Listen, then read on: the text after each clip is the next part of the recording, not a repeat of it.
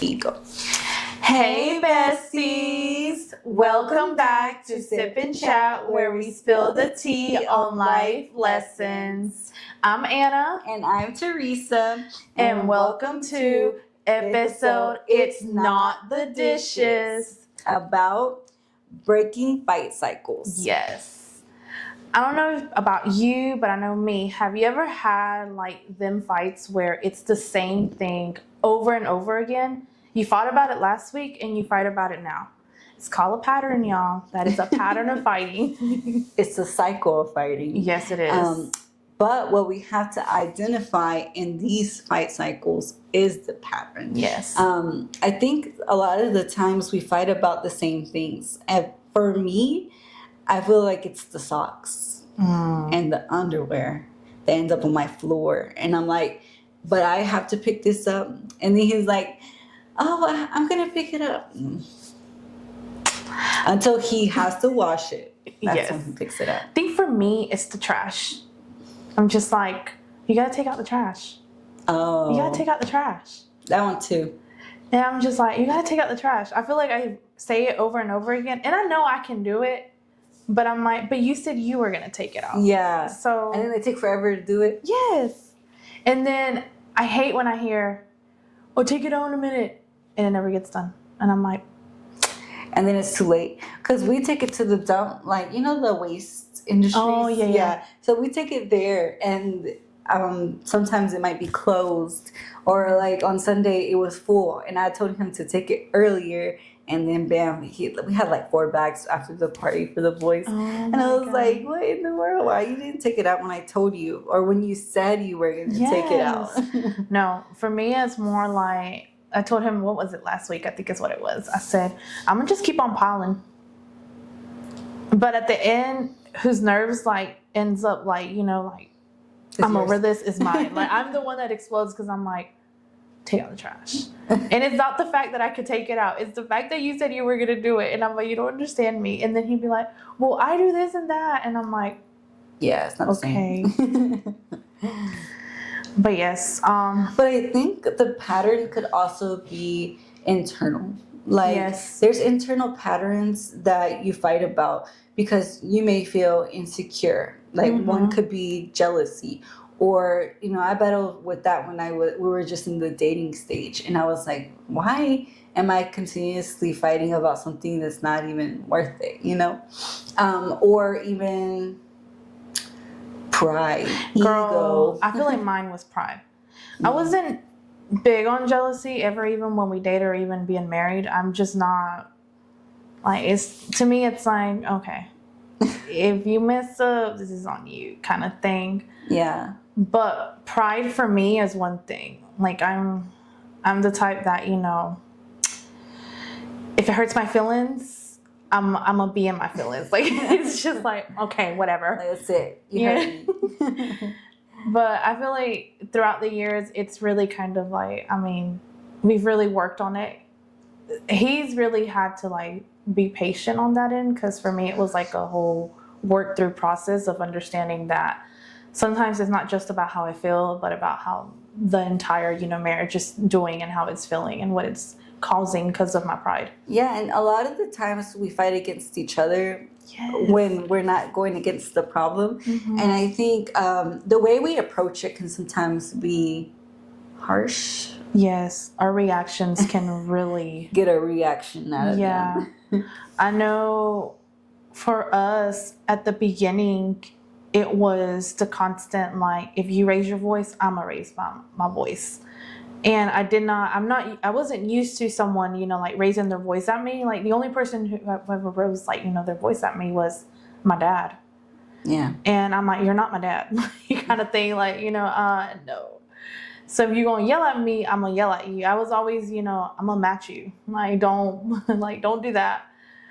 But I realized that, you know, further down the line, I realized that when I let him have his peace for a second there and kind of like slow myself down, it kind of got a better resolution than when we would just be yelling at each other. Because at that point, we weren't listening. Like, it was just like yelling. I think that's the most thing that we kind of fight about now is like how you talk to me. Like you can say anything, but how you present what you're gonna say means everything. Yeah. Like you can literally say, "Take out the trash now," and you sound like my mom. Yeah. And if you say, "Look, baby, can you please take out the trash?"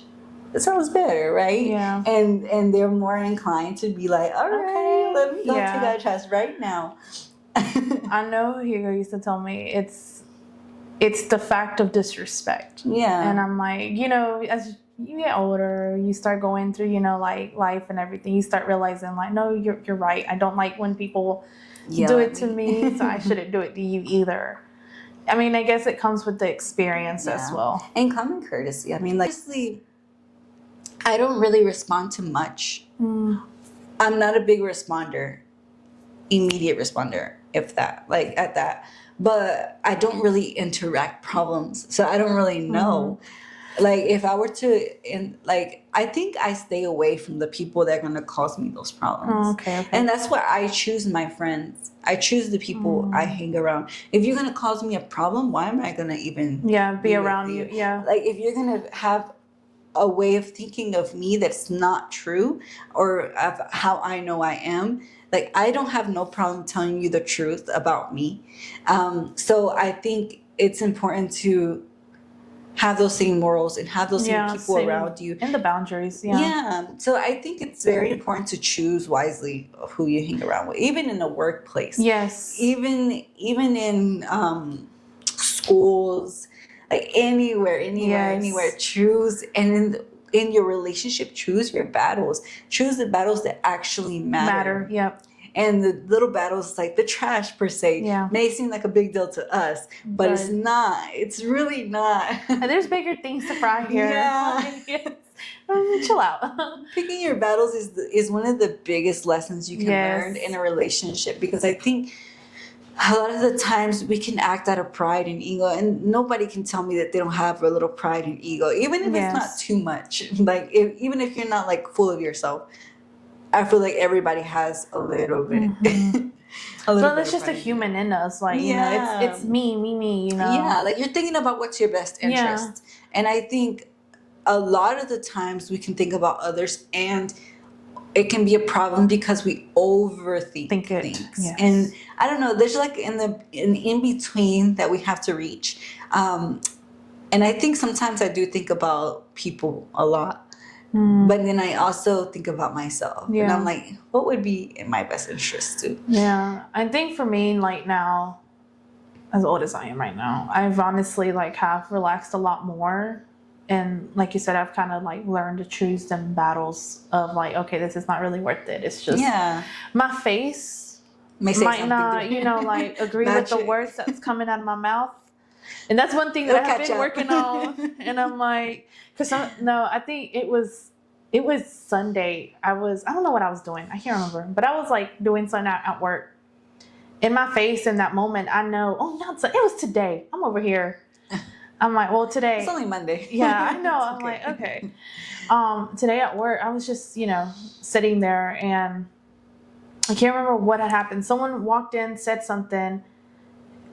And I literally, like, in that moment, I got up because I felt that my face was changing. And I was like, okay, let me get up, because I know good and well that what my face is making is not like, you know. What I'm saying. Yeah, so I had to sit there and turn. And the teacher said, I could see it off your face that you honestly were like, what?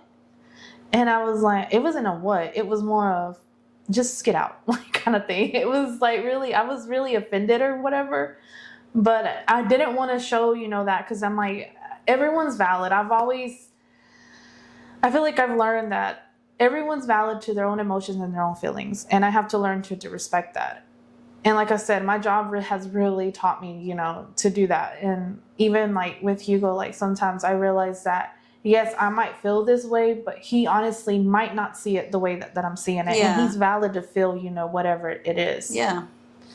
So sometimes I try to control like my body, because I feel like that also can lead to certain reactions. Like I'm like, for instance, like, you know, when we talk about, you know, lowering your tone, if you're gonna yell, you're gonna make someone feel, you know, uncomfortable. You're gonna make someone feel mad. You're gonna make you can make them even feel sad sometimes. I feel like when you try to come at a person speaking rudely, I think it's more of you think that you hold a higher position than them. Yes. And I think it's more authority than really trying to, just because you're mad. Like you want to look like you're superior to that person, so you want to yell. Or another thing, you might stand up. Like you just like, Yes. if I was getting up at you, like imagine if I was hopping your face and I was standing Yeah, up, like you're sitting down, like what? Yeah. Like that doesn't look good. No, I remember telling someone one day, I was like, I need you to back up. I'm like, cause you get any more near me, you touch Gonna me, snap. it's over. I'm like, it's done. Yeah. Oh my goodness. That brought me back to a situation, and I think it was in elementary school or middle school. No, I think it was in middle school. I was on the bus, and this girl comes in my face, literally, and she was like, "You're in my seat." I was like, "Okay," and so, like, I literally just told her like that. I was like, "Okay, I'll get out." No, I said, I was literally nice. I said, "No, I'll get out in a minute."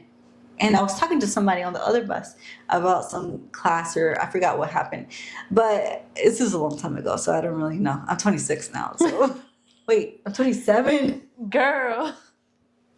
But anyway, I was, yeah, I just remember just grabbing her hair, and I pulled her down to the seat, and her seat, and I was like, there's your seat. And I walked away. But she said, I was like, so you're gonna like try to fight me or what? Because like she was just laying down like a little pulga like this, kicking me. I was like, yeah. I just walked around and sat in my seat. I was like, this ain't it. But like, it's just like you're not gonna really do anything, but you want to look like you have authority or And, you're like, superior to look me. big and bad. And Like, it's not yeah, just happening. because I'm in your seat. Like, come on now. I told you that I'm gonna get out just in a second. Yeah, no, I'm really big about personal space, and I'm like, y'all need to understand. Not everybody likes you being up in their face. Some of us react a little more violently than what others will. So I'm like, See, I've never gotten in a fight. I don't consider that a fight. If I just literally pulled her into her seat, like I don't consider that a fight.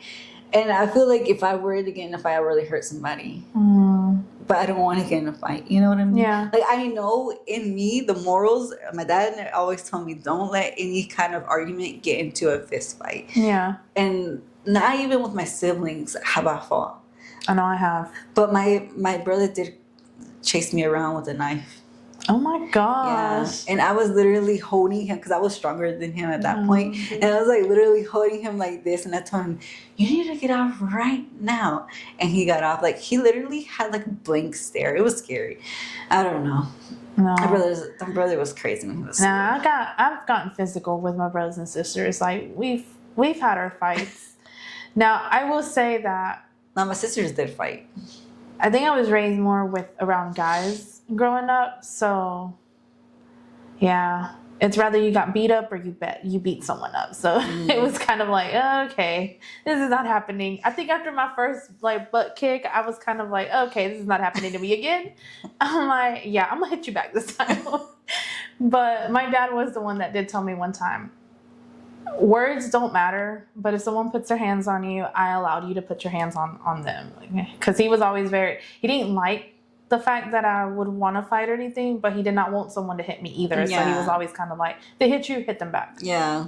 And I'm like, okay, because I was a great listener. My dad raised 7 of us, like all 7 of my siblings. And I don't recall ever having a conversation about like fighting. But I do know that my dad always told us not to get in a physical fight if we didn't have to. If it was necessary, then yes. Yeah, but if it's like not necessary, like, because obviously if it's someone way younger, you can go to jail. Yeah.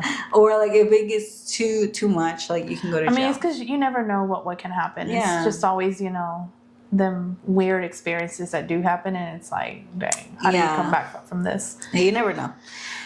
But yeah, but sometimes also, I know like in relationships, sometimes that physical touch, that holding hands, knowing whenever you're having, a confrontation, so the other person knows that, okay, we're not really fighting, we're trying to come to a conclusion of, how to resolve this. Yeah. Because sometimes if we're like in an off stand, kind of, setting the mood for the discussion is Yeah. very important. And I think, like you said, holding hands or like, hey, like I really gotta talk to you about how I felt about this. And I think setting up the mood to talk about that is very important. And instead of acting out in that moment, Yeah. take a few seconds or even minutes to think about Yeah. how you're going to fix this, because obviously sometimes you can be the problem or that other person can be the Yeah. problem, but if you have time to think about it and you come back and you have a clear mind about it, then you can talk about it. Yeah. I feel like also knowing when to talk about things, because sometimes we can choose the worst times to want to like discuss things. I've been bad at this because I know like when we sometimes like we would argue and stuff, I would always choose for some reason I would always choose it like to talk about the situation when we were in bed. And Hugo would always be like, you got to stop doing that. I do not want to go to sleep with the last thought of us, you know, like we were arguing. I do not want to wake up knowing that we just had a discussion. Yeah. You know, this is our bed. And I didn't understand why he made a big deal out of it, you know, at the beginning. But as I've, you know, as the years went by, I started to understand that, oh, no, you're right. Our bed is for us to kind of, you know, relax. This is where we go to sleep. This is where our final thought. Yeah. And I can't be bringing in no kind of, you know, discussions. Like I know and you know that we have a discussion that we need to pick up on, but this is not the place nor the time to do it. Yeah. And sometimes, for some reason, too, I always chose when he was the most busiest. I don't know why. I just... Sometimes, like, hey, I need to fight with you right quick. You're far away. You know, sometimes like he jokingly would say, I honestly feel like you choose these times because you know you're going to get a reaction out of it. You know, I feel like one of the biggest things that Gustavo and I haven't been able, not necessarily arguing about, but like, or it's not a fight, but it's something that we have been struggling with, that, or at least me personally, when I want to have real conversations and he kind of avoids them or uses, oh, how do you say it? How does he say it? We'll cross that bridge when we get there. Oh. I cannot stand those words said to me. I'm like, you have to really think ahead. Yeah. Like, why are you just living in the moment and just thinking that you're going to be successful? You're not thinking ahead.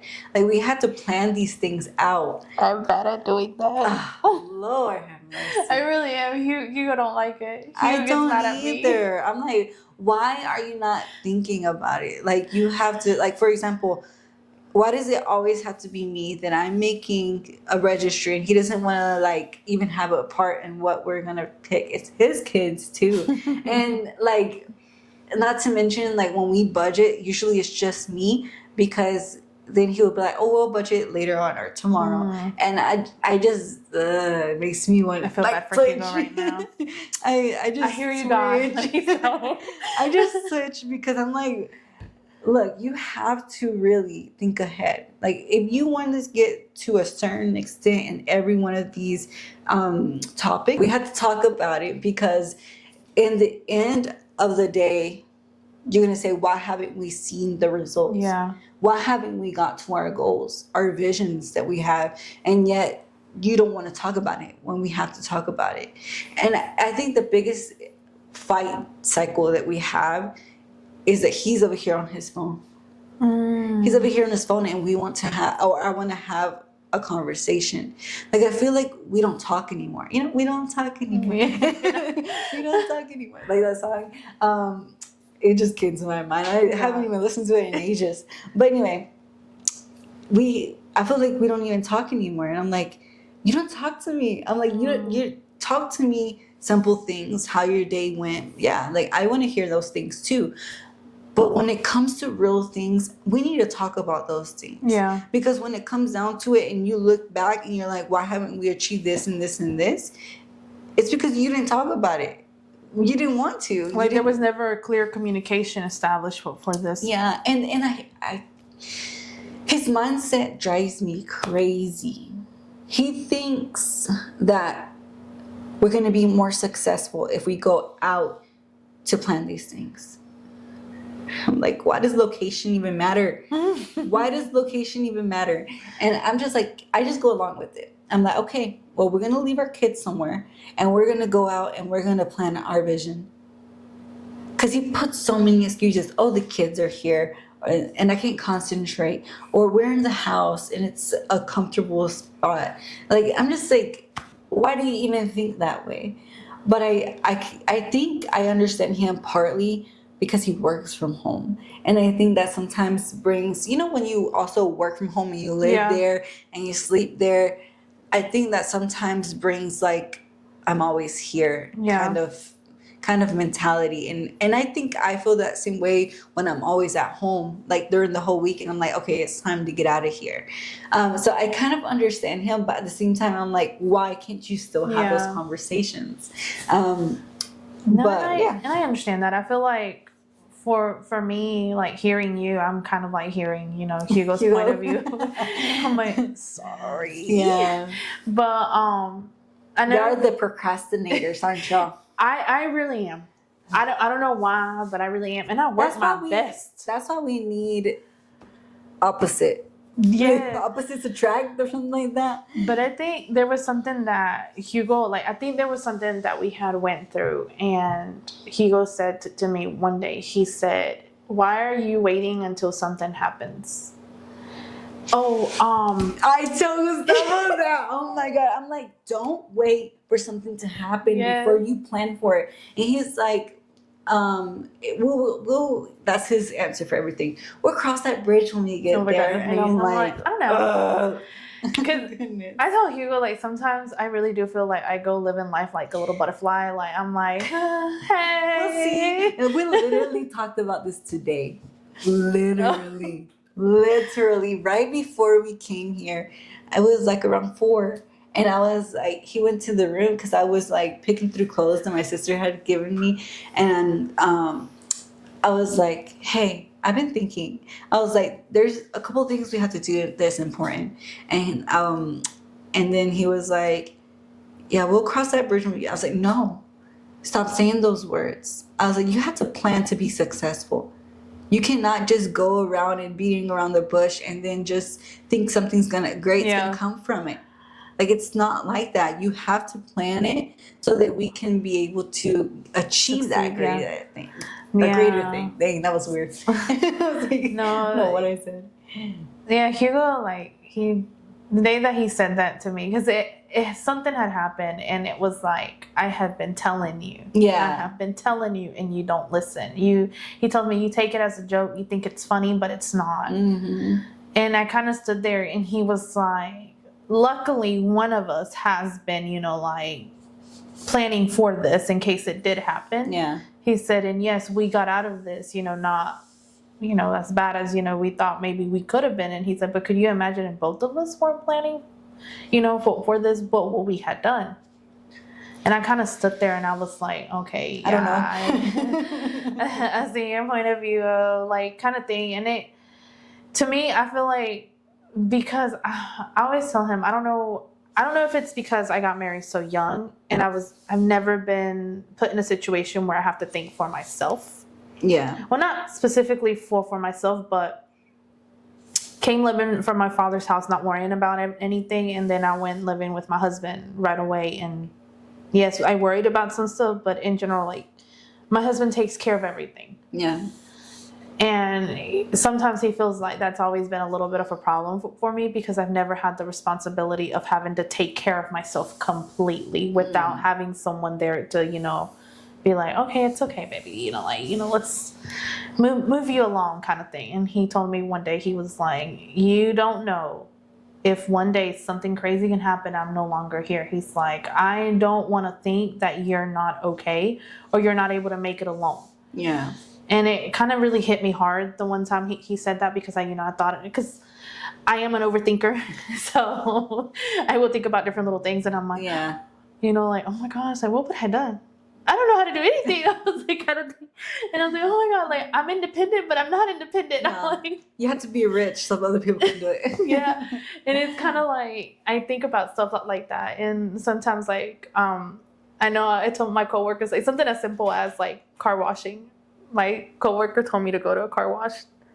And I went But every car wash that I've ever gone to, the majority of the time, I never wash my even with Hugo. Like Hugo usually did. I maybe vacuumed my car, but I've never like really washed my car. Yeah. And even when I went to car wash, I would usually pay. They would take my car, they wash my car, kind of thing. So this is what I was expecting when I went. It was not like that. I had to wash my own car. I had to do my own stuff. And I was just kind of like really confused. And I remember telling my coworker, I thought you said, she was like, no, like, you have to do it. And I was like, we're talking about the ones you just go through and then you wash your yes. Like, okay, yeah. And I was like, cause see, I love them because like you can clean it how you want to. Well, see, and me on the other hand, in my little head, I've always gone to the ones like, I hand them the keys, and I sit there and wait. And while I'm waiting, I'm doing whatever. I'm on my phone, phone calls, whatever I need to do. So that's what I was expecting that day. So the fact that, it wasn't that. And then there was no going back because I had a line behind me. So I'm sitting there like, oh, okay. And then I didn't know how to work the darn thing. So it was even more embarrassing. And I was like, oh my gosh. I honestly, in that moment, I just wanted to be like, eat me, Earth. Eat me now. Like, I'm done. I'm done. And I remember telling her about it. They were just in there laughing. And I'm like, it's not funny, y'all. And they were like, and I was like, she's like, you just be going to them bougie places. I'm like, I guess. But in my head, like, I thought back to something as simple as that. I was like, I should have been able to figure that out, but why couldn't I like figure it out? Like, what was going on? Like, I'm not independent. No. Yeah, like, oh my goodness! I remember the first time putting gas in my car, and I was like, so Dad, scary. show me how to put gas in my car, because I actually put gas. He made me put gas in his car. I was like, because I've never done it. And I was like, please teach me. And then he was like, okay, this is what you do. You take it off, you pay for it, you take it off, you put it in your thing and let it pump itself. I was like, this is it. Yeah. But the first time I went by myself, I was so nervous. But it was like one of them old gas stations that my dad didn't teach me that one, that you had to like push the little palanca para atrás. And I was like, what in the world? Sitting there waiting. Why isn't it working? Hey, this is not how my dad taught me. But I was like, okay, I got this. But I think it is very, like, I feel like we know nothing compared to everything together, Yes. But I do feel like that's something that he, like sits down and tells me like, hey, we need to, like, sometimes when he really does feel like there is like something that like he wants me to actually learn, he'll really sit down and be like, hey, we need to like make some time. We need to talk about this because you need to learn how to do this. Survival like, skills. I'm like, okay. But I feel like sometimes, arguing can come from simple things like that. It can come from not being clearly understood. Yeah. Because I know sometimes when we get into like an argument, if we don't state clearly what the problem is, it can get lost. Like, yeah. And I feel like it's a kid throwing a tantrum, because a kid throws a tantrum, and underneath why they're throwing a tantrum is because you may have said, oh, these are the choices to your spouse, and it's like, we can either go bowling or we can go walk around the store, like anything like that, and they'll be like throw themselves or whatever. Okay, like, what made you act that way? yeah. And then they'll probably be like, well, bowling sounds more fun. So they throw that whole tantrum because they wanted to go bowling instead of going to the store. Like, you couldn't have said that and been clear about it. I feel like Hugo makes me read between the lines, because I can tell you what I want. Yeah. I can completely clearly tell you, this is why I'm mad.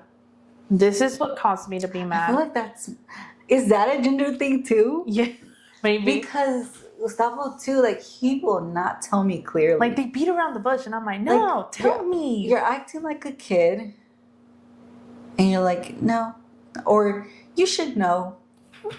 Oh my gosh. What? I hate when Hugo tells me that. I hate it.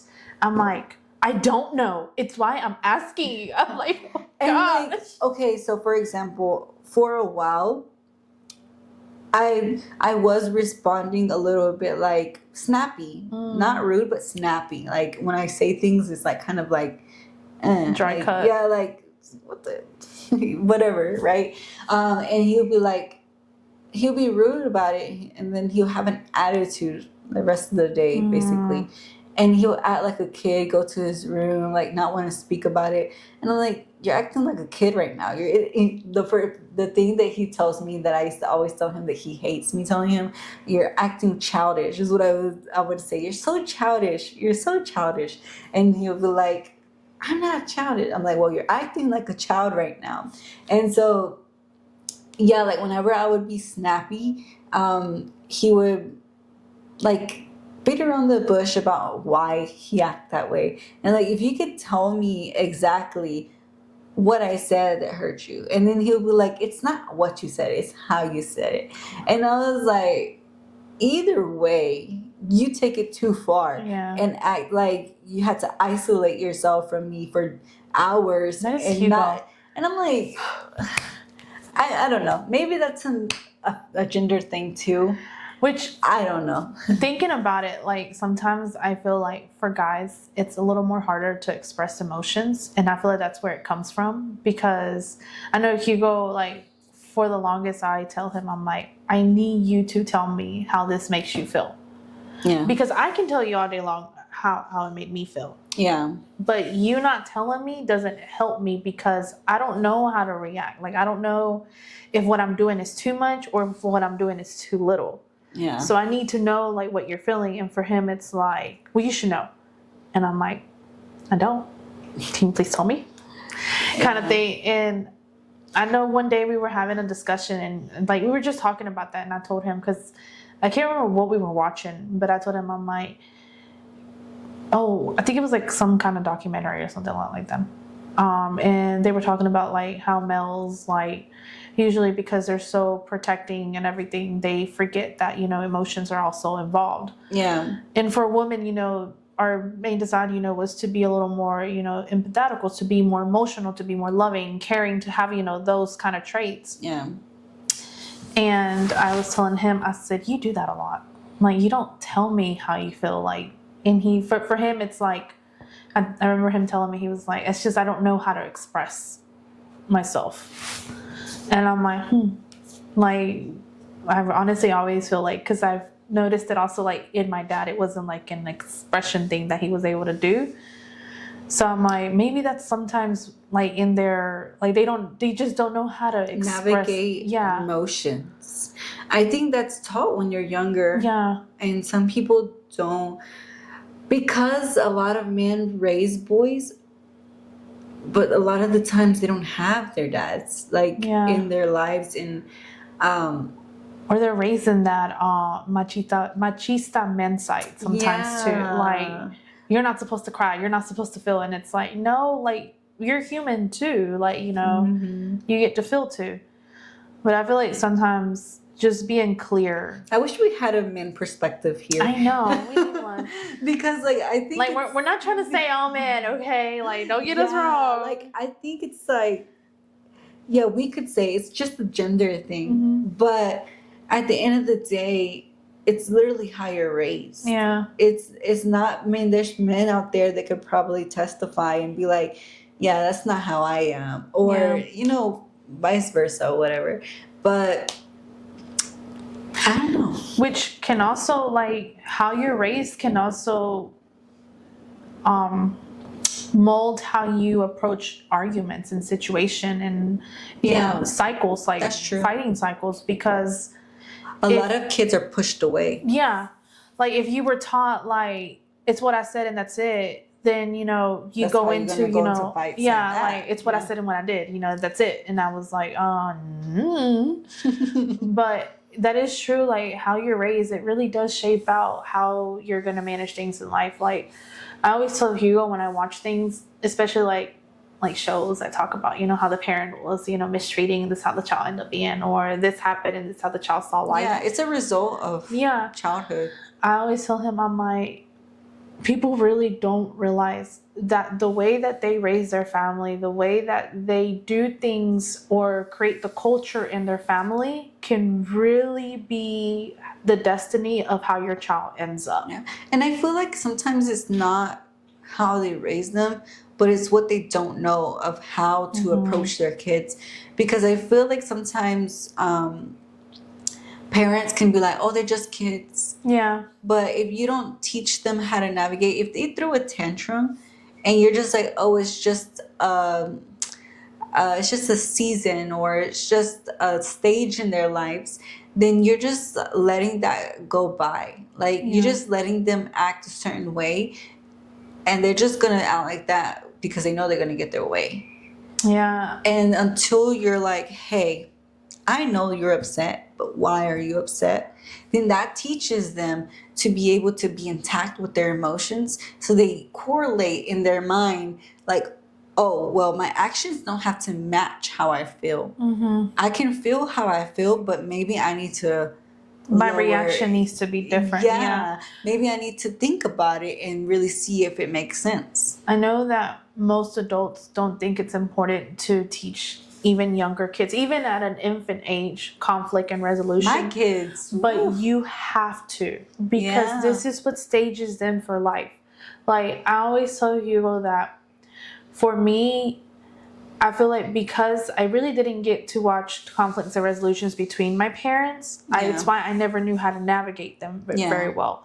And sometimes I really do wish that I was able to see that side, but I do respect that my parents kept it secretive. Like they never, they made sure that their problems never affected us in a negative way. Yeah. And I appreciate that very much.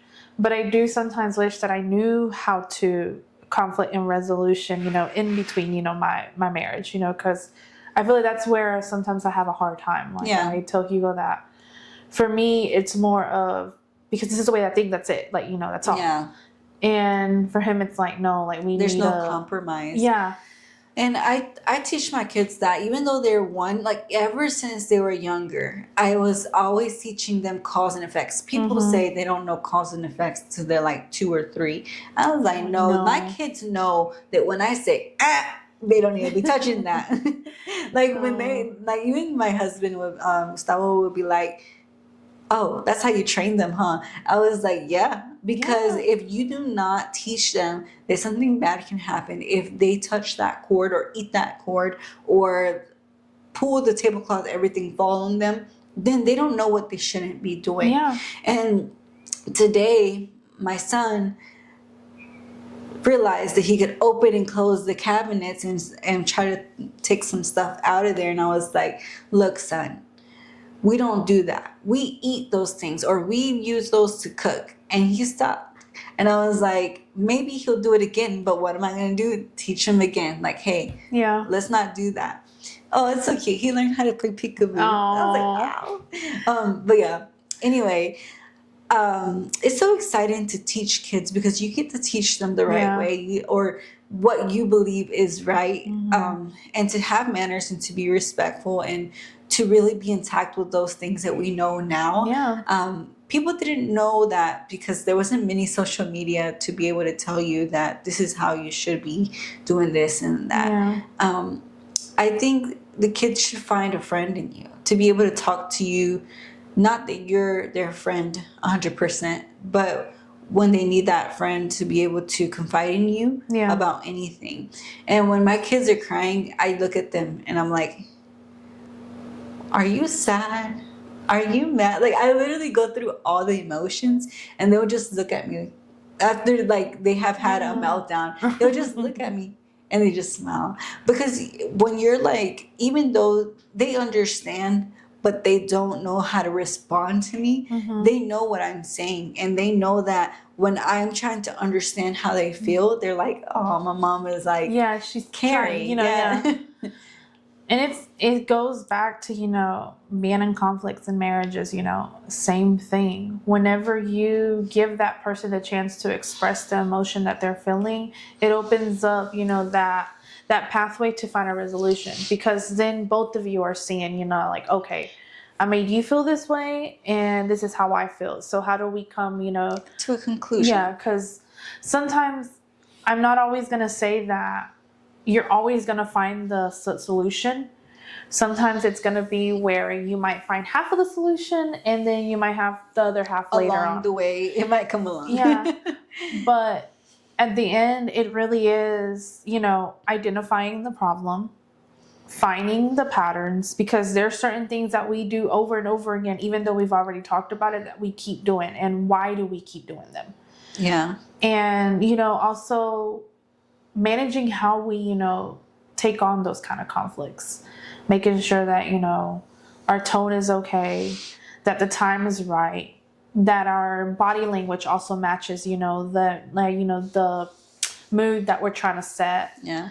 And connect. Yeah, and connect, and just be able to clearly speak on, what it is. Yeah. Also know that to repair, most conflicts, to come to that, that end of resolution, to come to that, that thing we don't like to say. Yeah. Women have a hard time. I don't know about all women, but at least me, I have a hard time saying I'm sorry because I feel like I'm right. Yeah. I was like, I feel like I'm right. It's that pride in me that's like, no. I know I'm right. Yeah. I know that I'm right in what I'm saying. Like, if I know that I'm wrong and I come to a realization, then I can say sorry easily. But my husband would come to me, he's like, aren't you going to say sorry? Oh, you I was won't like, get for a sorry what? from me. I said, from what? I said, well, like, if it doesn't deserve a sorry, right? I was like, for what? Because you didn't come to a realization of how you made me feel in that moment. Gosh. Like, the reason why I reacted that way is because of what started it, was because of what you did. And I was like, so why do I have to say sorry now? Like, if you say sorry, then I accept that apology. But I don't think that I have to say sorry because of how you came at me at that moment. But in reality, I should say sorry too. Yes. But like, that's just how the conversation goes. And I'm like, man, I'm so sorry. Like, I could be less prideful, No, the funny thing is that me and my coworkers were like, we literally talked about this yesterday. We went out to eat and we talked after work. We went out to eat and we were talking about this. And I think one of them had said, I hate to say I'm sorry. It's just so hard. And for me, it's not hard if it deserves a sorry. If I feel like it doesn't deserve a sorry, then you need to give me a case of why it deserves a sorry. Yeah. Because like I did not do anything wrong in this situation. It started because of this. I feel like maybe from 2020 and on, it started to become a little easier for me to do. Before that, I'm gonna be real honest, I would have been like, you ain't getting a sorry from me. Like, I don't know who you think you is, but But I will say that, and I was telling my coworker, like, sometimes I know that when I mess up, I'll say I'm sorry. It's just like, I just cannot. And I understand it's hard because I've been there. I know that just the words coming out of your mouth is kind of like, am I really? And sometimes I feel like we say it with a tone. Yeah. Oh, I'm sorry. Yeah. But that's when they don't deserve a sorry. I'll say I'm sorry with the attitude or something like you said, like a tone, but only when they don't deserve I'm sorry. I'll say it sarcastically. Oh, there you go. But like whenever it deserves a sorry and I'm truly feel that I was in the wrong, then I will say sorry. Like I will be the first one. Oh, I'm sorry, Yeah. Or if I really felt it in my heart, because I feel like if you do say things that doesn't really set with you, you don't really heal anything. Yeah. You're just kind of like not really fixing the problem. Yeah. You're just kind of patching. You just kind of say it just to get it over with and that be it. Yeah. Like, no, I will say that for me, it's become to say to my husband, because I'm not going to say to everybody. To my husband, it's become a little easier for me to say I'm sorry when I've messed up. For other people, it takes me a day or two, business days, to come to the conclusion that I was wrong, that I am the problem, and I'm sorry. But I mean, I will say it, but it takes me a bit to get there. Like, yeah. I have learned to acknowledge when I'm wrong and to declare defeat, because I mean, at the end of the day, it's like, in a relationship, if you don't, it's just going to be the same persistent problem over and over and over again. And I feel like don't create a problem where there's not. Yes. Just don't create a problem, even if it's friendships, even if it's relationships, even if it's family. Yes. Like, even with family, sometimes it can be hard to navigate through relationships with them, just because I feel like oftentimes you have the same personality, and that sometimes can make you cross roads Yeah. that you shouldn't. Yes. I know that it's not easy sometimes being in arguments with other people, having conflicts in between other people, especially with the people that are super close to you, that know you, Yeah. that live with you, that, it's really hard because they know so much about you and you feel so attacked. You feel so vulnerable in that moment and you feel like you need to defend. Yeah. Like, that's why I feel like I try to stay away from troublemakers. Yeah. I oftentimes find myself with people who are going to lift me up. It's like one time Steve Harvey. I was like Stephen Harvey. Steve Harvey said, sometimes you got to go through your contacts and delete the ones that are always coming with bad news. Yeah. Or with just coming to fight or whatever. And sometimes that means family, or sometimes that means like people that you're close to. Thankfully, none of my family is blocked. But there's some people that I don't answer. Does that make sense? Yeah. But like, they don't come with bad news, but they don't come with good news either. So yeah. like, it's just like, Yeah, it's just hard. I will say conflicts are hard. How to resolve them is hard. Being vulnerable, that's the thing. It's just being vulnerable. Sometimes it's not about defending anymore. It's not about, who's right, who's wrong. At this point is, what are we getting at? Because if we can't resolve this, and this is just going to be a persistent problem that we're going to have. We need a reset. Yeah. Like I said, we got to ask, can we reset on this? Yeah, I tell my sisters, I'm like, hey, can we redo this? Like, because we got to come again. Because sometimes my first instinct can hear, oh, you're coming at me. And I'm like, explain a little bit more. Yeah. Because I'm like, if I understood how, if I understood the first thought that came to my mind, then I need to come back at you. But if like, I'm like, hold on, explain that a little bit more. And then bam, like, it's not what you initially said. Sometimes I can do that. Like, I can say something that may not, it can just be like, how do I say it?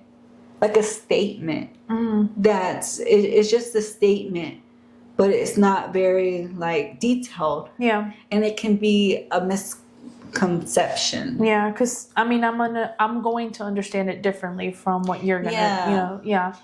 I mean, it happens a lot. That's the miscommunication, because it's like we say sometimes you don't think the way that I think, so we might be looking at the same wall, but you might see something else completely to what I see.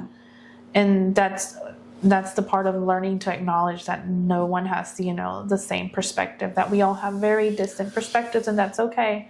We just have to learn, how to come together and come to that. Navigate through what we are trying to come to. Like, do we want to get to the same point or not? And so once you say something and it doesn't sound good to you, the best thing would be to ask, right? Yeah. So I think it's very important to not assume that person understands what you're trying to say, especially in a spouse. Like, if you assume, oh yeah, you know what I mean by that, or like, no, they don't. Like, or like, maybe I do, but explain a little bit more, because I think sometimes when you say it once, you can mean it one way, and then you say it again and you mean it another way. And so I just think it's important to have clear communication, and reset, so that you don't have that cycle that continues and continues. Yeah, I know for me and my husband, we were actually talking about this on Sunday. We were talking about something, and I said, from now on, like, we're, as we go, like, this happened, this is, we're letting this go. It happened, but moving forward, this is what, we expect, you know, kind of thing. And we both, we kind of agree. We're like, okay, like, that happened then. oh, well, whatever, now we're moving forward. Like having to understand that once we start over, we start over. It's not like, Yeah. oh, but you, this and this and that. Like bringing up past can also be a problem. Oh yeah, that was a problem for us for the longest. But like having that reset in your relationship and not allowing things from the past to carry over, it kind of gives you a clearer mind about discussing things. Another thing is not going to bed mad. Yes. I think it's very important to talk about things before you go to bed, and then once you go to bed, maybe hug it out, or as awkward as it can seem when you're like pissed off about something, but it really does something to one another. Like when you just hug it out and you're like, all right, come here. I know, I'm so like sorry. For us, like that's one thing that we do practice very much is when we go to sleep, we try to make sure that we're not mad at each other, that in that moment, whatever happened throughout that day happened. But this is in this moment, this time, we want to go to sleep peacefully. I love you, you love me, kind of thing. And to know that from my perspective, to know that my husband can come to that moment and be like, yes, I might be mad at you, but I'm choosing to love you right now. Yeah. It's very special to me because who doesn't, want to feel that? I don't want to feel rejection, nor do I want to feel, that you don't love me or you're mad at me. Like, I don't want to feel that. I don't want to wake up in the morning trying to figure out if you still love me or not. Yeah. I feel like postpartum, I had a hard time connecting with my husband because it was like all the emotions. Like I chose this pregnancy to be different because I knew what I went through the first one. And even through pregnancy, my first one, I didn't want him to touch me. Like I was like, get off of me, like don't hug me that tight, it hurts. Like I'm just complaining about everything, and I was like, I get on my own nerves, you know what I mean? Like I'm getting on my own nerves, and I was like, okay, well, we gotta make this pregnancy different. I chose to make it different, and I think that's what's very crucial in a relationship. It's about making the next day different than what you had that previous day, or even in that previous season, because we also go through seasons where it can be a week long, 3 months long, like where you feel a certain type of way towards that person. Or like I went through 9 months of not feeling connected to my husband because I was pregnant. And not to mention postpartum is even harder.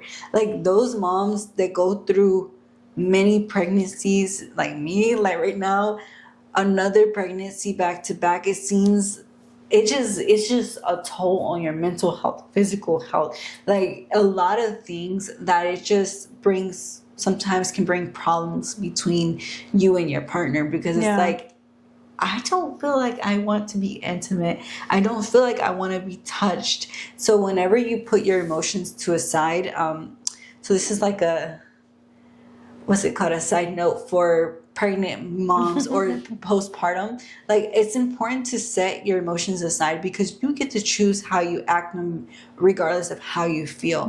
And I think it's very important for moms out there to really, you can still achieve that physique that you want, even if you're pregnant, even if you're postpartum. Like start little by little.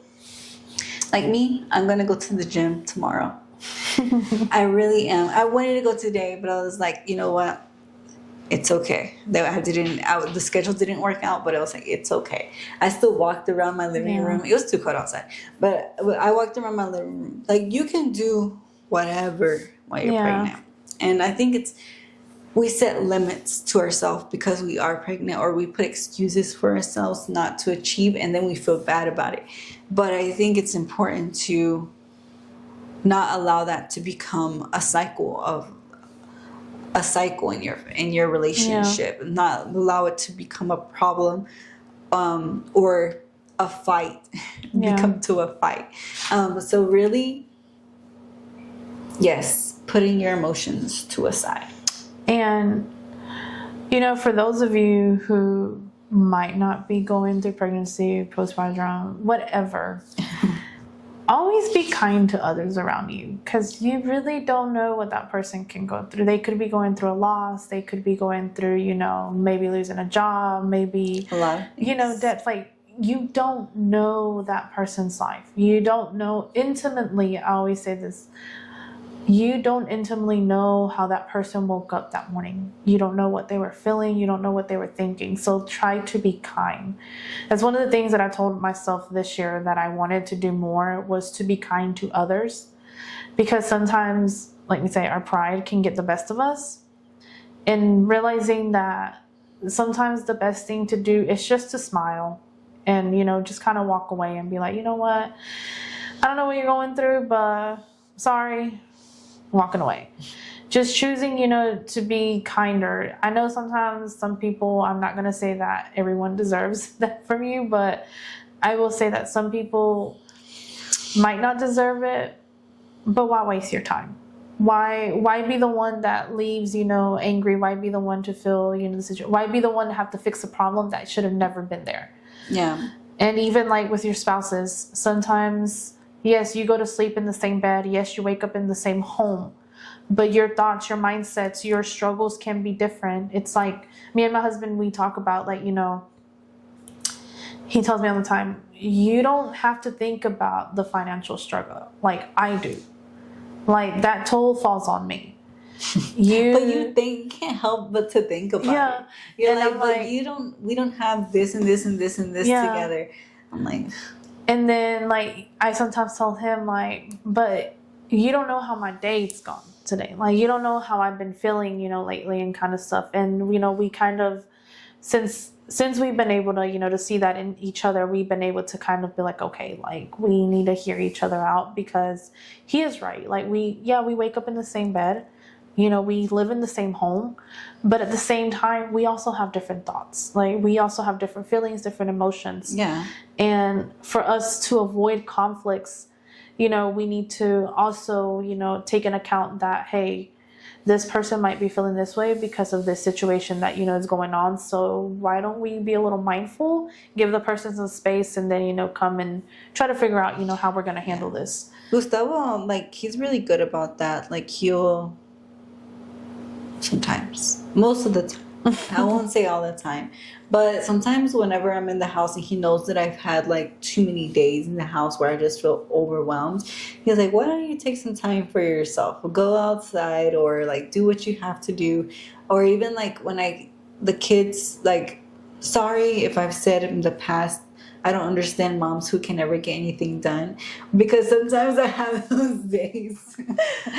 I have those days sometimes, and I'm like, yeah, I did nothing. And he's so understanding, but I'm like, my house looks a mess. You don't understand what I worry about. My house doesn't need to look like this. If somebody comes unannounced, then they're gonna see this mess. Yeah. And I don't want that. Yeah. And so you don't think about that, but I do. Mm-hmm. And you think about the finances, and I do too, actually. I do worry about that. I will say I don't. But I should though. I don't worry about it to the extent that he worries about. Yeah. I have to work, right? But I'm like, I want this and this and this. But that's how I worry about it. You know what I mean? To me, I feel like my financial crisis is, but I want to go out and eat this weekend, kind of thing. And, I don't know. I want to spend more money. Yeah, and I always say I was very blessed with my husband, because he does take care of that part. I don't worry about this or that. Yeah. And for those that do, it's no shame either. I do understand that sometimes it takes two incomes to make them bills. Yeah. And I get that, because we only have one, and thankfully my husband does the best work. My teacher salary, in all honesty, it really is just for gas and the little few splurges that I get here and there, because for it to cover the bills that my husband covers, we'd be living under a bridge, in all honesty. But that's why they worry about that. Yeah. I don't know. I still think because we were doing way better off, which we didn't have a family yet. Mm-hmm. We didn't have all the things we have now, the responsibilities. We've mentioned in the past, it's nothing like living with your parents. No, it is not. And even when we were living with his parents, they didn't charge us rent. We only paid light bill. That's it. And it was maybe it can probably get up to 400, maybe 500, but paying 500 versus like all the bills and all, like even the house, like it was just crazy. It's just crazy. But yeah, like I think it was just better with us both working. So I tease him a little. I'm like, hey, what if I go back to work? But he's like, what about the boys? And what about the babies coming? And I'm like, yeah, you're right. But that's what I have to worry about. And sometimes I do worry about finances and I'm like stressed about it. But I'm blessed to be home, even though it's like a full-time job anyway. Yeah, I'm gonna be like, girl, I don't know. I feel like that should be getting paid for as well. That's a 24/7 job. I've been seeing some of my friends or coworkers and the stuff that they have to do, and I'm like, God, I don't know how you have time to do stuff for yourself, because I'm barely making it. Like, and I have time for myself, and I don't got kids to come home to. I'm like, honestly, I feel like you don't have time for yourself. But anyway, we're talking about 5 cycles right now. Okay. We can get to how we feel about everyday life later on. Well, we should do a podcast like that. We should. Everyday life. Let us know. A life with Anna and Teresa. Yes. Even though we live in separate houses, but it's okay. We can still talk about it. Okay. Yeah. But yes, a few things that break life cycle or fight cycles, my bad, is humility, soft answers instead of being wrathful, and then remembering that love keeps no record of wrong. Yeah. Again, love keeps no record of wrong. And I think it's, I feel like there's different levels of wrong, but I think it's important not to keep them records. Yes. Because I think it just carries on to the next thing, to the next thing. When you choose to forgive, you chose to forgive. Yeah. That means that whatever happened, and you're moving forward. It's hard. You cannot say if you forgave someone or forgive for something if you keep bringing the same thing up. You can't bring the same problem into every other problem that you have. It's not fair. And honestly, your heart doesn't have closure at that point. So if you choose to say that you forgave or forgive something, then you need to 100% do it. Because at the end of the day, like she said, love keeps no record. So if you truly love and forgive, then that means you're saying, I'm wiping this clean and let's keep going forward. And I mean, who's the better example than God? Like, he chooses to forgive us no matter what we've done. And yet, he still loves us. Yeah, and not to mention the things that he requires of us that we don't do. Yes. Like, I just feel like that's where I'm like, God, you're so good. Yeah, so good. It's like I've been saying in in our little Bible verses and our little hashtags. I'd be like, love like Jesus. I really mean that, because think about it. To give your life for people that, in all honesty, do not deserve it, because we are not deserving of his forgiveness, of his love, of his mercy. But to still go on and do that and still, to save us, it's kind of like, dang, you're the best example of, what love can be. You're the best example of what forgiveness is, shown as. And I mean, if you want your conflicts to have a solution, forgiveness is one, love is one, but overall, just making sure that you have God at the center of it as well, because no conflict is ever easy to overcome, because you have surface level conflicts, where it's like you said, the trash, okay, it's not that big of a deal. The dishes, okay, but then you have deep conflicts that I'm pretty sure almost every couple has, that they do not talk to about with anybody. That's just them and their intimate, home that they talk about. I feel like when it comes to mental and emotional instability, where you don't make that person feel trust, or you can't trust that person, or they make you feel unsafe, then I feel like in those moments where the fight cycles can often Yeah. be a little bit more tough, you can Yeah. say.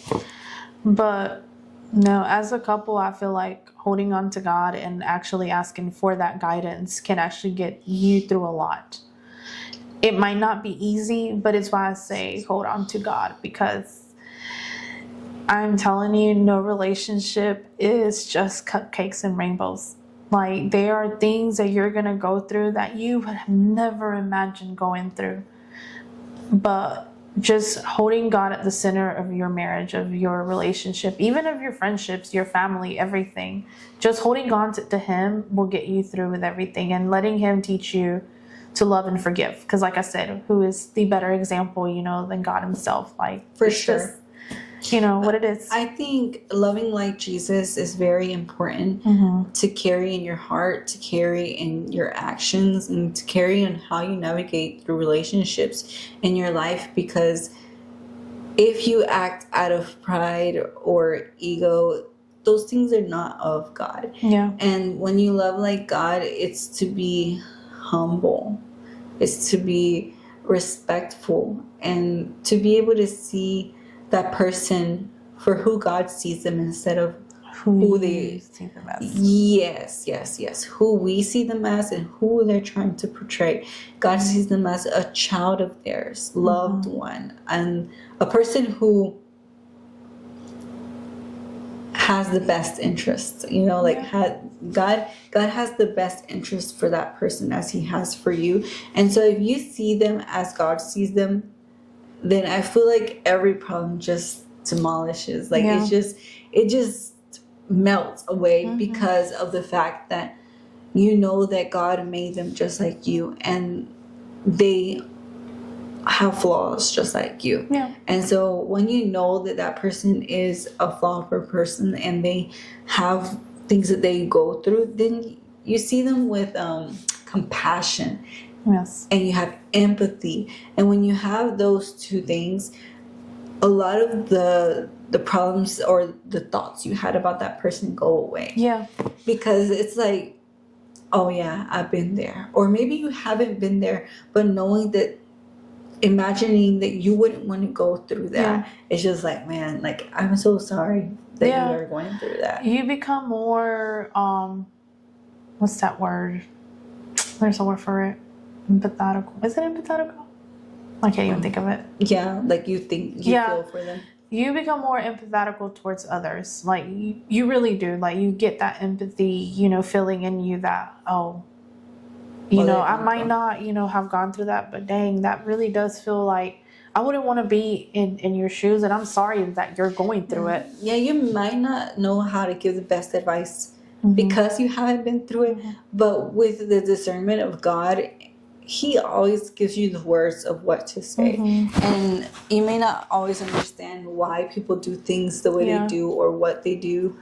I'm like, it's not your job to understand. It's just your job to be the person who loves them and shows them that there is a light at the end of this tunnel. And always be a listening ear for anybody, because you don't know who they have around them and what they're going through, and not to be a listening ear just to gossip about them, but to be a listening ear to be able to help them and navigate through their emotions, and know that only God, like, preach to them that only God can help them through that situation. And it honestly does make an impact, and I really do speak from experience, like watching through others, because I'm not going to say that I've always been chirpy, happy, and and all this. Like, no, there's been moments in life where I feel my lowest, but sometimes just seeing the love that someone can actually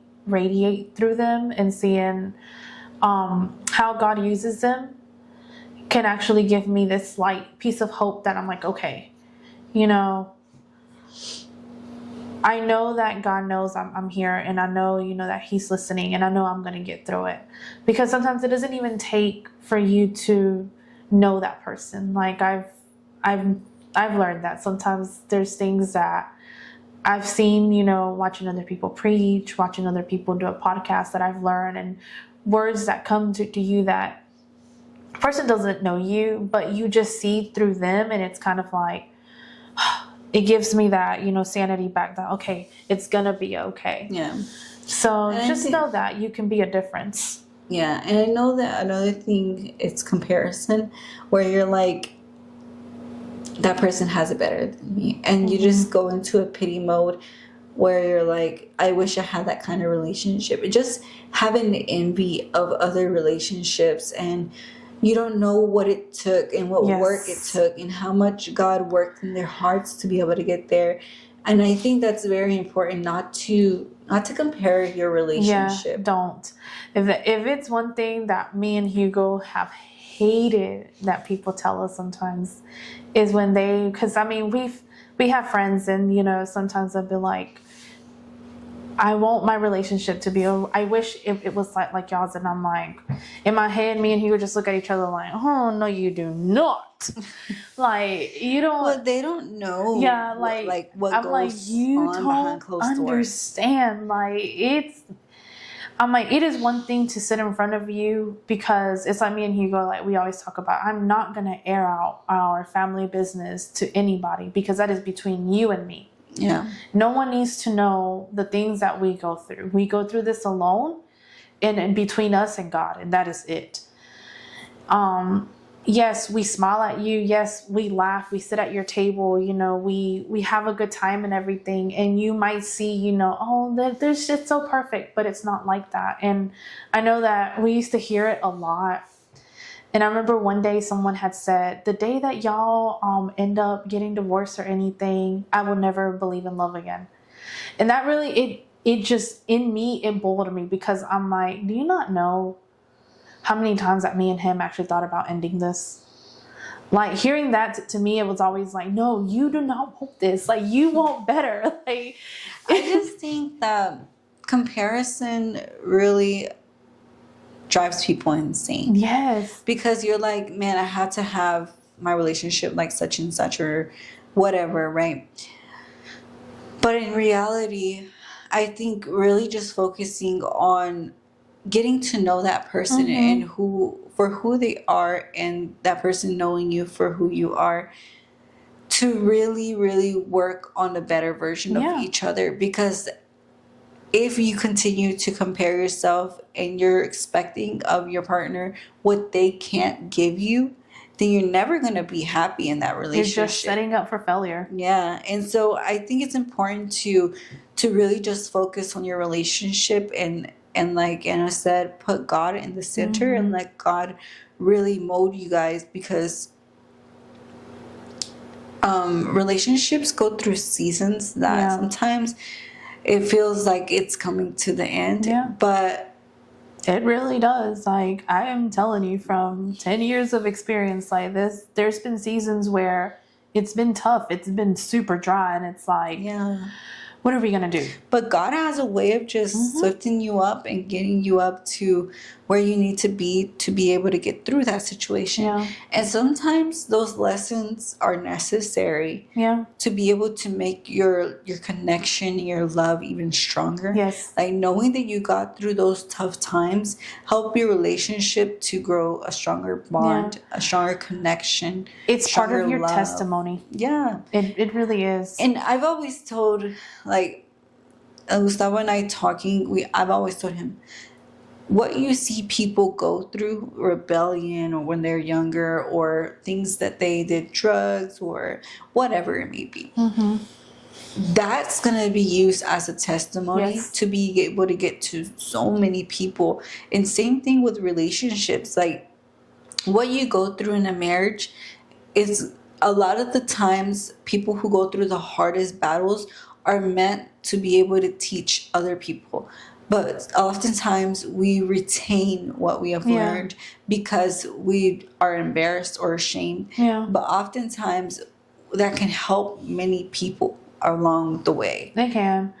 And it's like I said, like, there's nothing wrong with learning from another couple, but it's whenever you learn together. It's don't let it be one-sided. Don't just let it be you who wants that. It has to be the both of you. It's the difference between, for example, me and Hugo, like, there's things that we have learned through some of our newer couples. Like, I think it was Angie and Alex. Love you guys. That's one thing that we did like about them, was that we used to see a lot, is that they would always hold hands when they would pray for food. And we actually started picking up on that, because me and Hugo, we were on the way home. We're sitting there talking about it one day because we had to went out to eat. And he said, "Did you see how they were holding hands?" I said, "Yeah, I did." And I said, "We should give it a try. What do you think?" And because, I mean, yeah, we do pray for our food and all, but it was never like, we hold hands. Together. Yeah. And since then, we started practicing it, but it took both of us to be in that agreement to want to practice that. It would have been different if I would have been like, "I want you to hold my hand. I want you to hold my hand." It's a little different. Gustavo and I always did that, even when we were dating. Girl, we never did. Even when we first started dating, we would sit in school, and when we would have lunch together, we would hold hands and pray. And you know what it did? It opened up a conversation point with people around us, and of who we're dating and how we treated each other. Literally, one couple, they're engaged today, and I love them so much. We still see them here and there, but they were like, "How do you guys maintain a relationship that is healthy?" Like, one day they were like, "I wish you were more like Gustavo. I wish you were more like Teresa." Like, they were fighting in front of us, and I was like, very awkward. But one time that I didn't go, and the girl's boyfriend didn't go, Gustavo said that the girl talked to him and like, "How can we become a better couple?" And Gustavo told her a few like advice points, and she took it. Today they're engaged. They see a relationship and they see God within it, and they want to be like that. Yeah. I feel like it is a powerful, like we said, tool when we have God in the middle of everything. For sure. It builds testimony. It builds, a learning, environment for everybody else around you as well. There's a lot of things that we can learn from one another. But like I said, when you let God speak through it, it kind of, like gives you that ground to work on. Because, yes, we're not supposed to envy, our neighbor. We're not supposed to lust what they want. We're not supposed to, like, I want to be like them, that set of mind thought. But it's okay to learn together. It's okay to see something, learn from their testimony, but as a marriage, come together and be like, "Hey, why don't we try this out and see where it leads us?" But it has to be, both of you in agreement saying, "Okay, let's try it." Yeah, for sure.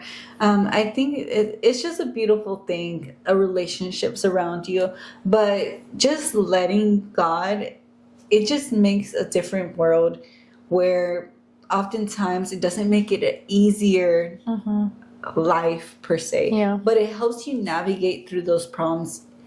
I wouldn't say in an easier way, but knowing that you don't have to worry about it because God has control. Having that faith in God that He pushes you along, having that church to go to, that you grow your faith by hearing the word of God, having those people around you that only help you to grow. I think that's very important in any relationship. Yeah.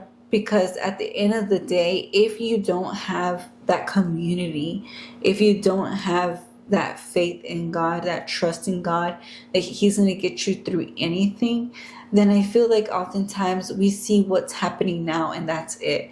But oftentimes God gives us a wider perspective, and we're able to see above and beyond to the future, so that we can better, like you say, learn from our mistakes and better navigate through those problems.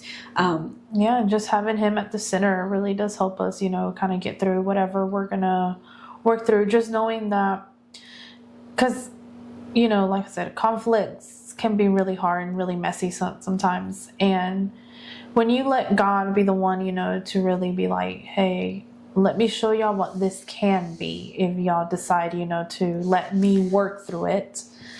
Sometimes, well, not sometimes, always. It humbles.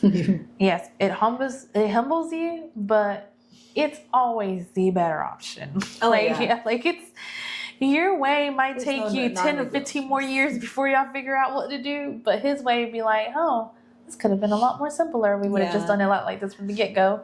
And I feel like you can try to negotiate with God, but at the end of the day, He will get you to where He needs Yeah. you to be.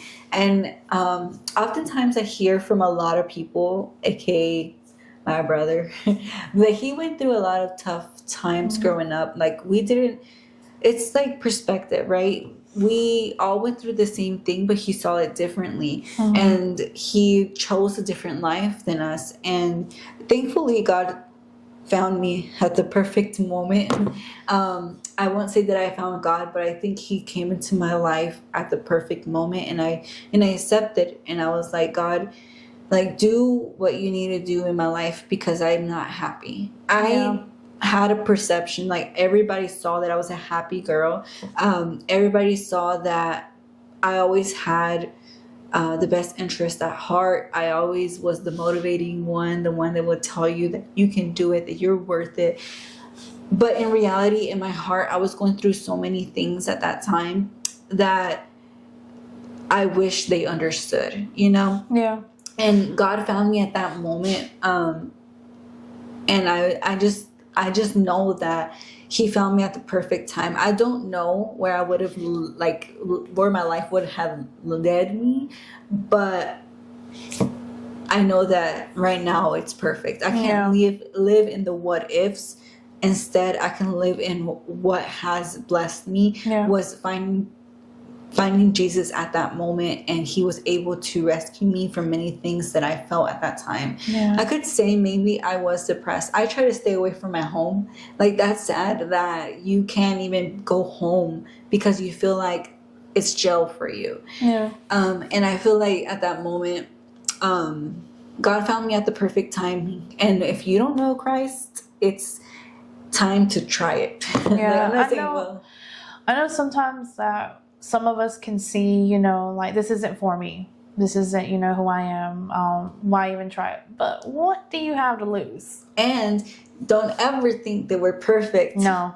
We're not perfect Christians. Like, I don't even know if I said it before, if it's in this podcast, because we had to restart, but it's okay. But what I was going to say is sometimes you may pray, sometimes you may feel at all-time high to pray.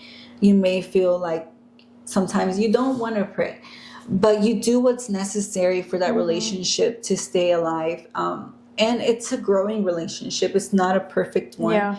It's one that It molds you. Yeah, and through seasons in your life, you know that Christ is there for you. You know that He knows that you don't have the strength to, like, what's it called? To seek Him. But He knows that the desires of your heart want to seek Him with all your heart.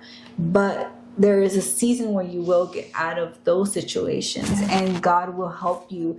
Because I feel like that speaks a lot to my life, because I'm like, dang, that's the season where I feel like I am where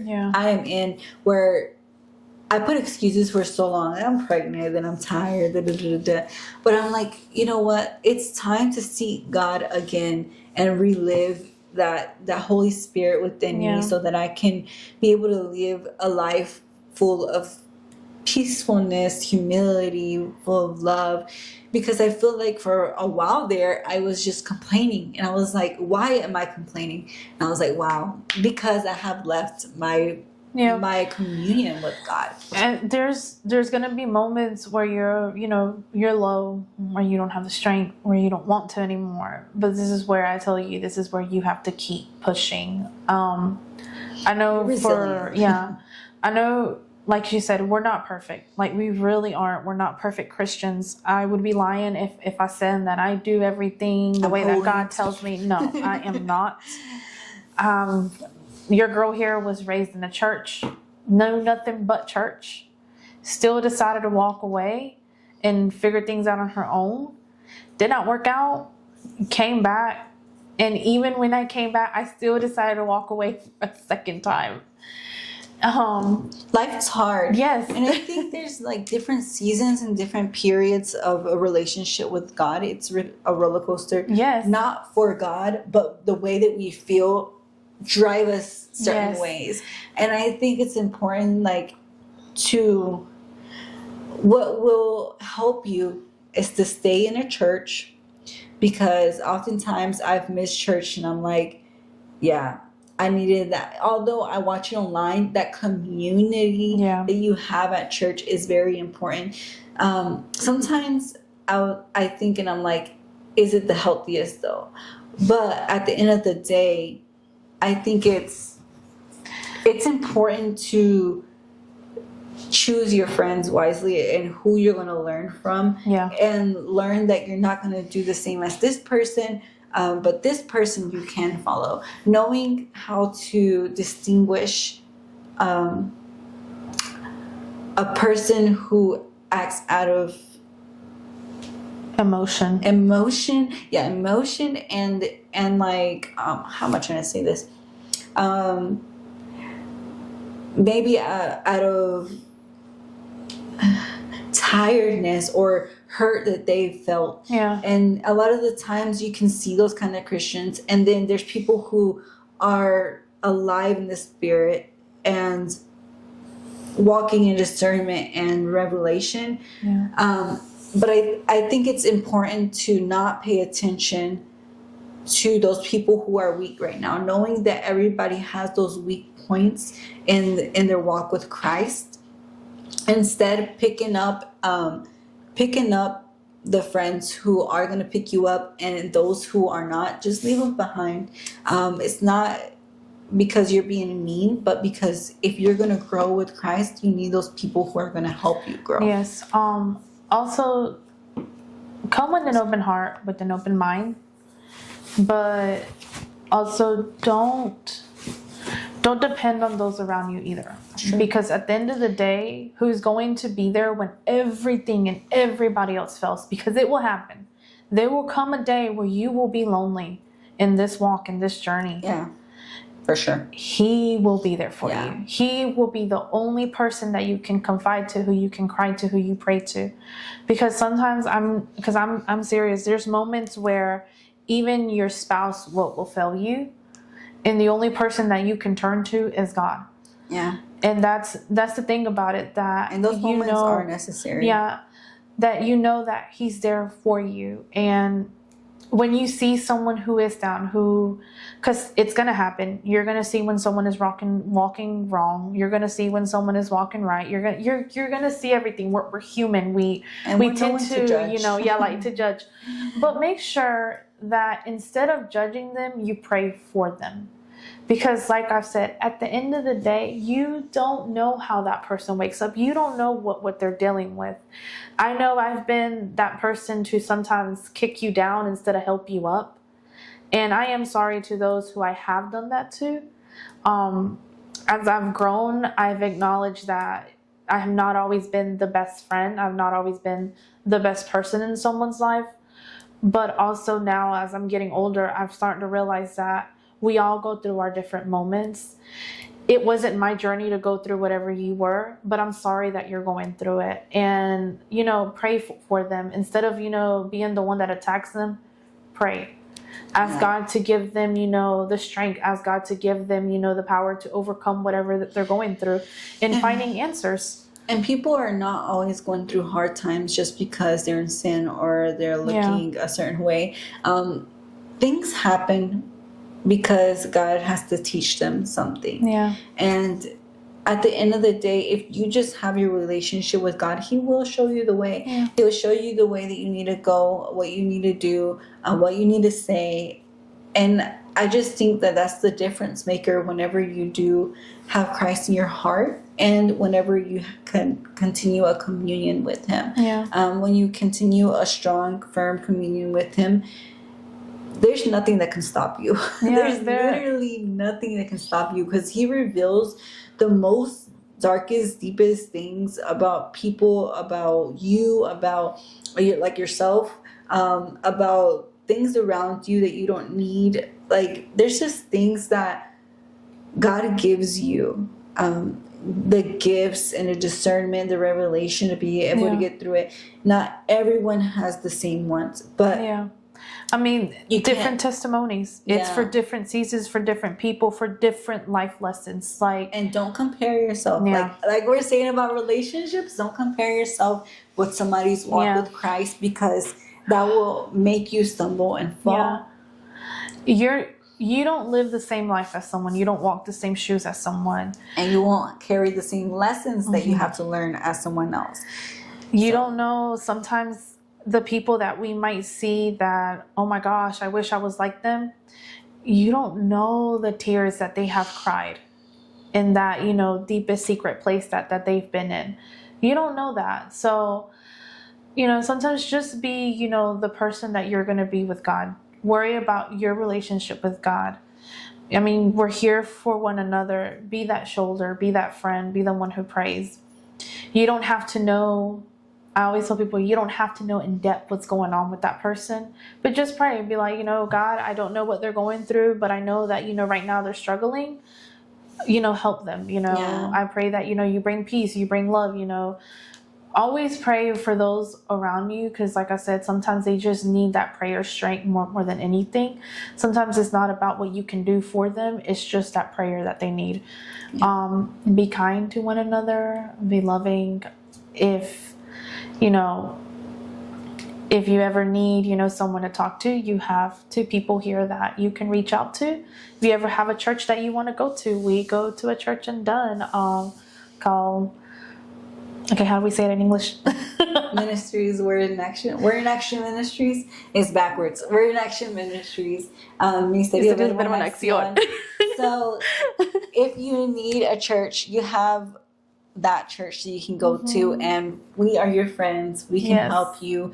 We're not, like we said, we're not the perfect Christians, but by all means, we know the Word of God. Maybe not every word, but we know the lessons that we know that we can help you Yeah, with. we know our story, our testimony, Yeah. and how God has helped us through many things. Maybe we'll give it one day on this platform. But it was a joy having you here. I know that this talking about God was not the topic today, but I think it was very necessary. I think many people need to hear about who Jesus is and how he has helped us. So yeah, thank you for watching us here on Sip and Chat. Remember, it's not the dishes. Like, share, subscribe, comment. And please join back next Tuesday at 9 o'clock a.m. And if you Yes. can at 9, you can do it whatever time. Please share us, please. So Yeah. we need more views. So excited. Thank you for everyone who has supported us. Yes. Thank you for everyone who comments. We feel the jitters inside when Yes, we see we that. really We're do. like, We oh get my God. excited. Oh my God, we gotta comment, we gotta share, we gotta like. It's important to us. Yes. And thank you so much. Until next time here on Bye. Sip and Chat. Bye.